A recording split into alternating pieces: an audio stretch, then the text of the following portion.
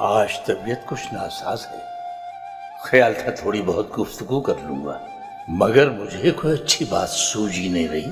استغفر اللہ شیخ صاحب، استغفر اللہ۔ اچھا تو میں شیخ ہوں، تو پھر تم کون ہو بتاؤ؟ مرید قبول کر لیں تو مجھے خوشی ہوگی شیخ صاحب۔ کیا ہوتا ہے مرید؟ بعض لوگ مدرسوں سے فارغ التحصیل ہو کر یہاں تشریف لائے ہیں، میں اپنے معمولی علم کے مطابق کوشش کرتا ہوں کہ اس کے معنی بتاؤں۔ مرید ارادے سے نکلا ہے،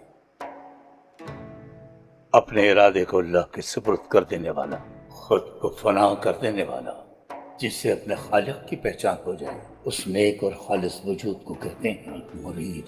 تمام مخلوقات مرید ہیں۔ علی تائیو، تو کیوں نہ اپنے خالق کی پہچان کے لیے پیر مرید کا فرق ختم کر دیں؟ استغفر اللہ۔ تو یعنی مرید تسلیم و رضا کا نام ہے، مگر یہ عمل ہونا چاہیے دل سے۔ دین اسلام سر تسلیم خم کرنے کا نام نہیں کیا۔ رب کے معنی کیا کرنا ہے؟ تربیت دینا۔ تو یعنی مرید دل کی گہرائیوں سے خود کو حق کے سپرد کر دیتا ہے۔ دیکھو، تم حضرت علی کی زندگی پر غور نہیں کرتے؟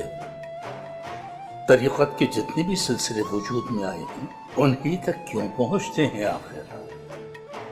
کیونکہ وہ عالم کی تخلیق کا سبب بننے والے رسول کریم کی ہر حکم پر سر تسلیم خم کرنے والے سچے مرید تھے۔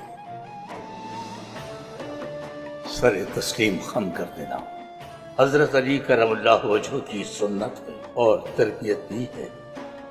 تاریخ کی کتابیں پڑھی تو معلوم ہوتا ہے کہ ان کا کارنامہ جنگ کے میدان میں دشمن کو زیر کر لینا نہیں تھا، بلکہ ان کا اصل کارنامہ تھا حق کے میدان میں اپنے نفس کے ساتھ جہاد کرنا تھا۔